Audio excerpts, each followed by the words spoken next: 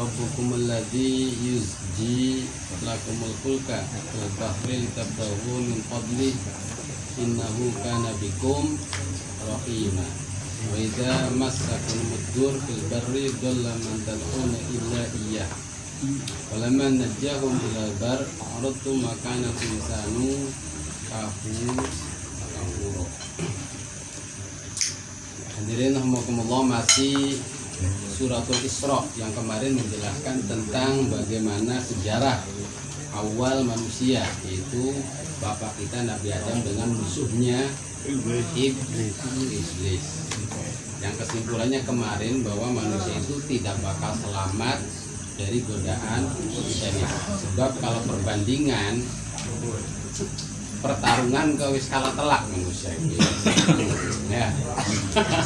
Kalah telak dalam pertarungan. Dan hanya manusia itu mampu mengalahkan setan bila mana dia menjadikan Allah sebagai wakil.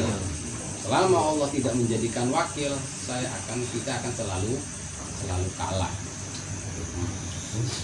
Selalu kalah. Maka dari itu disambung dengan Rabbukumul ladzi yuzji.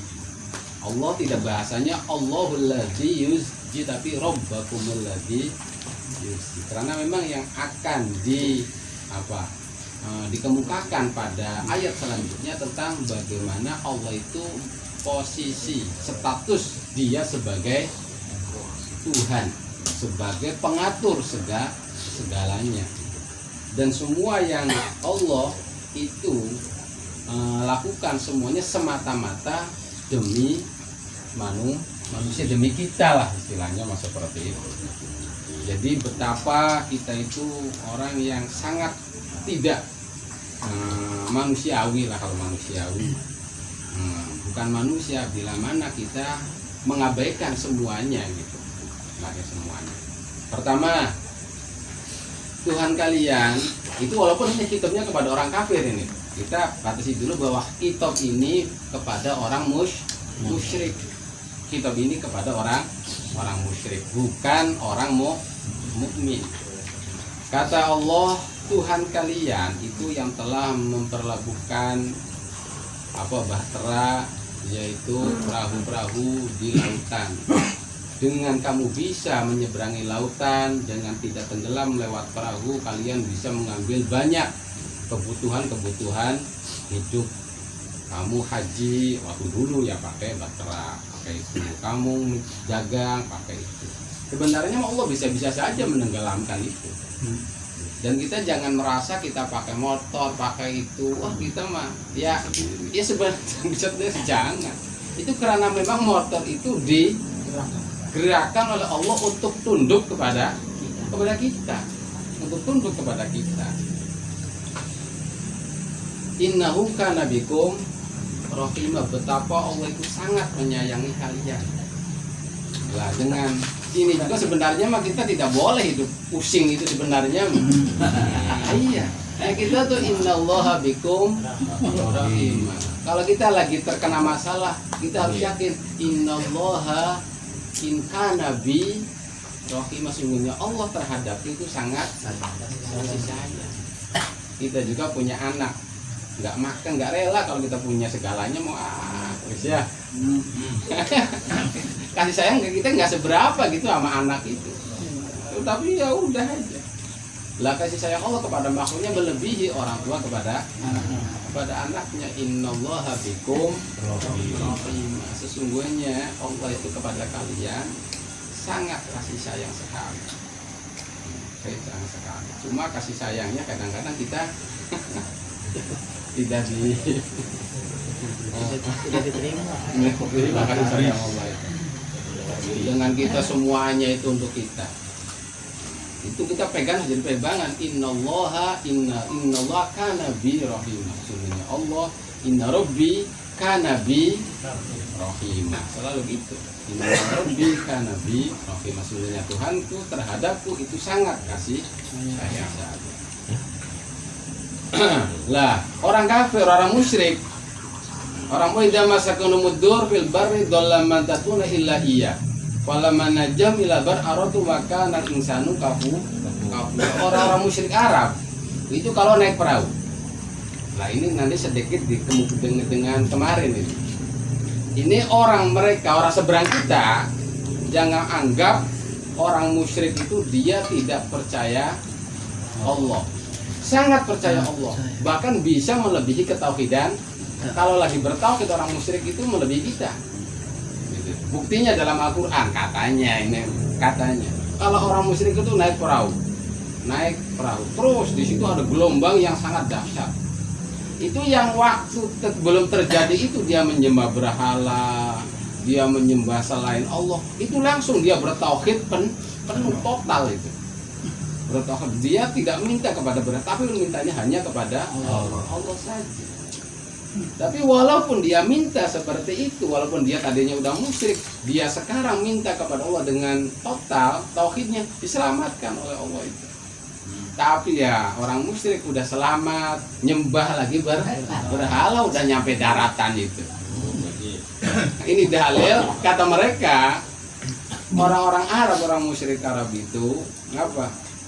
Itu orang sewaktu dalam kesempitan mereka sangat bertauhid. Bahkan kata di sininya khawatirukum min dahaba, artinya dolam mantat dahaba min qulubikum, hilang dari hati-hati orang musyrik itu khawatirukum kula ma'bud, setiap sesuatu yang disembah selain Allah, falatat ghairallah, maka mereka tidak berdoa selain Allah likaswi, karena kasafnya mereka terhadap Allah itu terjadi darurat. Wah, udah genting ini, ya Allah selamatkan saya. Itu orang musyrik itu seperti kalau udah genting itu kasaf sama Allah, tahu bertauhid itu udah nggak percaya sama yang lainnya. Allah falamma najjahum, Allah kabulkan. A'radtum, berpaling lagi, udah nyampe daratan, lupa lagi, musyrik lah. Nanti apa bedanya dengan kita kata mereka itu. Mestinya kita itu dalam keadaan sempit, dalam keadaan lapang hanya kepada Allah. Sebab orang musyrik itu dia dalam keadaan lapang musyrik, tapi dalam keadaan sempit dia bertauhid. Orang musyrik itu. Kata orang seberang, ya kita apa bedanya kata dengan mereka? Kalau lagi itu lari kemana-mana, bukan ke Allah larinya. Jadi orang musyrik itu suatu waktu bertauhidnya paten, kasyaf dengan falatatuna illa iya. Oh dolla mantatuna illa iya.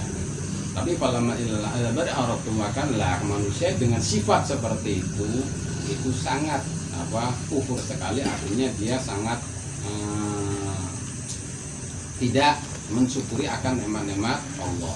Bahkan lah akhirnya diingatkan, apa amintum ajaksiba bikum janibal bar ayursil alaikum hasibah, kalian jangan pernah merasa aman dalam hidup ini. Makanya yang namanya aman itu minal kabair. Kita hidup walaupun dalam keadaan apapun, terutama dalam keadaan kita enak, waras, sehat semuanya, apa enak, itu jangan merasa aman. Sebab bisa jadi kita lagi enak-enaknya umpamanya di hotel bintang 5 langsung longsor, ya bisa jadi ambrak kita itu ditenggelamkan di bumi, bisa jadi. Allah sangat mudah sekali.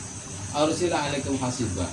Atau kita umpamanya lagi di jalanan atau di dalam lautan, langsung ada angin yang sangat panas menghadang kita, ya seperti apa? Atau kita terjadi adab-adab yang umat-umat sebelum kita, yaitu Nabi Lot dengan dihujani batu, Nabi Korun dengan dia ditenggelamkan di bumi. Lah udah seperti itu lah, ya jiduna lakum wakilah, kita tidak punya penolong lagi yang menjaga aman dari semua.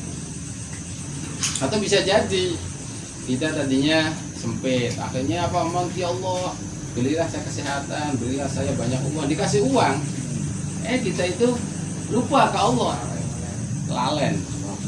Bisa jadi Allah nanti dibalikan lagi kita jadi kismin lagi. Allah sangat mudah untuk melakukan seperti itu. Amintum ayyu'idakum fihi marotan. Kalau kita dikembalikan lagi dari semula. Alif wa yusri wa yursila alaikum hasiban minar rih. dikirimkan kepada kita rih yang sangat besar, badai, latamuru. Akhirnya kita kalau jalan bisa aja kita di lautan tidak bisa jalan, tidak ke depan, tidak ke belakang. Umpamanya kita naik mobil pun itu tetap aja kalau Allah cuma dengan angin saja kita tidak bisa jalan ke depan, tidak bisa.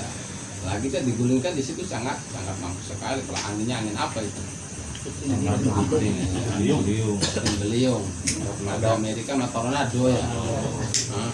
Bisa aja gitu. Kita lagi naik jalan motor, jalan mobil gitu kan. Itu jangan pernah itu merasa aman. Kalau orang mukmin tidak pernah merasa aman. Kecuali orang-orang yang bukan mukmin ya, atau mukminnya setengah-setengah kurang, maka dia akan merasa aman. Makanya merasa aman itu termasuk dosa besar. Lalu kita dikembalikan lagi, akhirnya apa? Sebab kekufuran kita. Sumalatajuna alaina tabi. Alah, kalau udah seperti itu siapa yang kita akan menolong kita? Siapa yang akan kita tuntut? Nggak bakalan mampu kita. Mulanya ada rumah ambles, kita mau nuntut siapa coba? Kita akan nuntut siapa? Pemerintah nggak bakalan kita nuntut pemerintah, apalagi tetangga nggak bakalan. Lah, itu betapa Allah menjaga kita dari semua ini. Udah berapa lama kita dijaga itu dengan gratis itu. Oleh Allah itu gratis. Ya, kita juga kadang-kadang menjaga tidur apa bayar. Bayar kita tapi kita gara tidur nyenyak. Dari hewan, dari kegermatan, jadi apa itu kalau tanpa penjagaan Allah tidak bakalan kita selamat itu. Bisa tidur nyenyak itu, yakin ya, Amam ya? Yakin bisa. Yakin. Kalau tanpa penjagaan Allah itu, kita tidak bakalan tidur nyenyak. Dan tapi ya sebenarnya merasanya kita tidak punya apa-apa aja, hidup itu sengsara aja rasanya. Udah, itu juga sebenarnya udah betapa Allah, tanda Allah itu sangat mengasihi kita, sangat jelas itu tuh. Sangat jelas sekali betapa Allah sangat mengasihi kita. Apalagi disusul dengan ayat walaqad karramna bani Adam. Sungguh saya utamakan, sungguh saya muliakan anak turunan Adam. Dengan apa? Dikasih ilmu, bisa bicara. Terus apa? Dengan kita bentuk aksani takwim postur ya. Bodi yang sangat luar biasa. Kalau makan kita dengan tangan. Gimana coba? Kalau ayam tuk sana.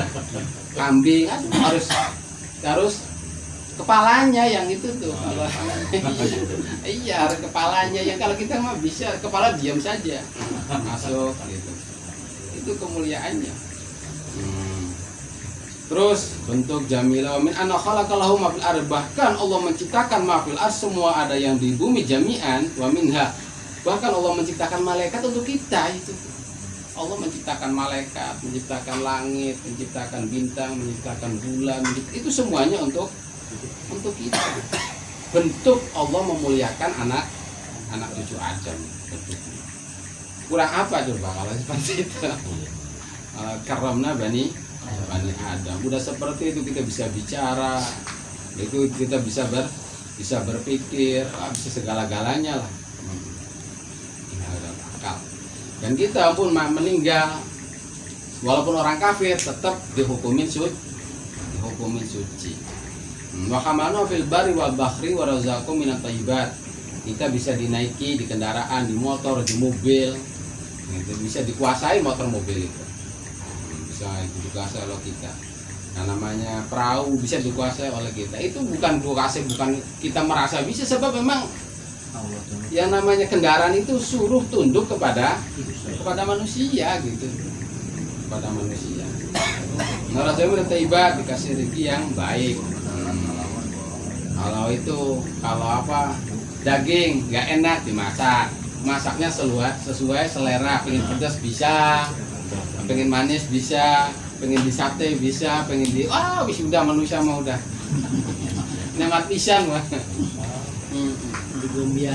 Begitu dimanjakan sekali oleh Allah itu yang namanya manusia, tapi akhirnya rasanya pusing enggak? Iya, bukan itu bisa nih. Apa taala katanya memang khalaqna. Allah itu mengungguli manusia melebihi makhluk-makhluk yang banyak, bahkan malaikat pun gitu tuh. Ya kalah dengan manusia itu, sebab malaikat itu dibuat untuk tunduk kepada manusia. Untuk manusia, apalagi yang namanya bahaim, apalagi namanya semuanya itu. Tafdilan dengan benar-benar itu kan. Dan itu maksudnya tafdilul jinsi. Kalau secara jenis yang ya manusia itu lebih baik daripada makhluk yang lain, bahkan malaikat masuk. Sebab sepakat ulama bahwa malaikat itu di bawah para rasul keutamaannya gitu, keutamanya para rasul. Tapi kalau seperti malaikat Jibril, malaikat apa ya dengan para aulia itu ulama berbeda pendapat. Seperti sahabat Ali dengan malaikat Jibril, ya lebih utama malaikat Jibril. Tapi sahabat Ali, sahabat Abu Bakar, sahabat Umar dengan malaikat selain malaikat yang 4 tadi, itu semuanya di bawah derajatnya, di bawah sahabat 4 gitu. Selain malaikat 4 orang manusia itu. Nah, tapi kalau secara individu satu persatu ya bisa jadi, apalagi manusia, apalagi dengan malaikat. Karena manusia kalau udah kafir bangkang kepada Allah, apalagi dengan malaikat. Dengan hewan pun lebih baik hewan manusia itu kalau udah jadi pembangkang itu. Jadi dia sebagai kafur itu dia tidak juhud, dia tidak mengakui akan pemberian Allah semua ini. Itu baru yang di luar badan kita, apalagi yang di badan kita dikasih tangan, dikasih mata, dikasih telinga, wah sudah. Allah itu iya menjadi kita itu. Dan kita dijadi manusia, bukan tidak jadi batu, tidak jadi kambing. Allah menjadikan kita kambing bisa-bisa saja. Allah sebenarnya mah nggak ada yang larang, tapi kita dijadikan oleh Allah itu jadi manusia. Ya tinggal bersyukurnya sebenarnya mah udah kita. Jangan sampai kita menjadi kafur. Yaumakul unasim bimanihim. Lah nanti sehabis manusia itu sebenarnya hakikatnya seperti itu, tapi dalam perjalanannya manusia itu tetap berbeda. Ada yang iman, ada yang kafir, ada yang suka melakukan amal soleh, ada yang melakukan amal buruk, dan ada yang dilahirkan zamannya Nabi Nuh, ada yang dilahirkan zamannya Nabi Musa, ada yang dilahirkan zaman. Dan itu apa? Ya hak mutlak itu Allah. Tapi kita dikasih yang terbaik, diciptakan jadi manusia, terus dengan nabi-nabi yang paling utama, paling mulia. Nanti kita disebut ya umat Muhammad. Nah itu yang bangga kita nanti itu di sana itu. Atau imam kita sebagai Quran. Nanti imam kita, kata-kata imam itu ulama berpendapat, ada yang mengatakan imam itu adalah nabinya, ada yang mengatakan imam itu adalah kitabnya, ada yang mengatakan imam adalah amalnya. Kalau nabinya berarti panggilannya ya ummata Muhammad, itu kalau imam itu artinya nabinya. Kalau dikatakan imam itu adalah Quran, kitabnya ya ahla Quran, ya ahla Injil. Nanti ya seperti itu, ya ahla Taurat. Nanti dipanggilnya kita seperti itu, dipanggilnya nanti di akhirat itu. Atau kalau amalnya, berarti kalau kita amalnya apa? Ya amalnya amal baik, ya kita orang yang beramal baik. Amal buruk ya orang yang dikatakan amal buruk. Dan itu semua manusia tahu nanti itu. Kita itu punya nama panggilan di sana itu. Nama panggilan. Kalau kita di sininya kita seperti suka mengikuti gayanya siapa? Gayanya Dajjal, bukan Dajjal. Berarti Abu Jahal, ya udah. Makanya kita dia umat Abu Jahal. Nanti disebutnya seperti itu.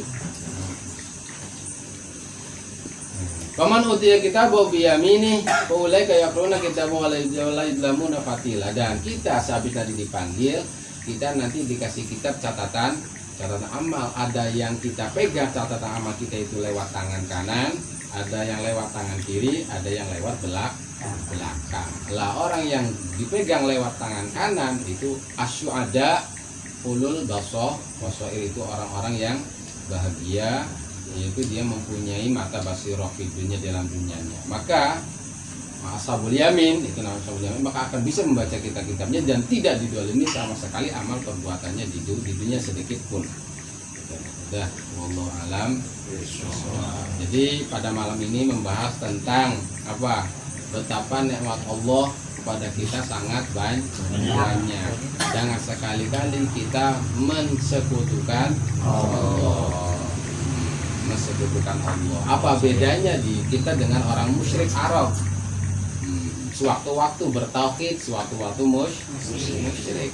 Orang musyrik Arab kalau di lautan lagi terkena musibah, benar-benar memurnikan tauhidnya, udah diselamatkan, musyrik lagi.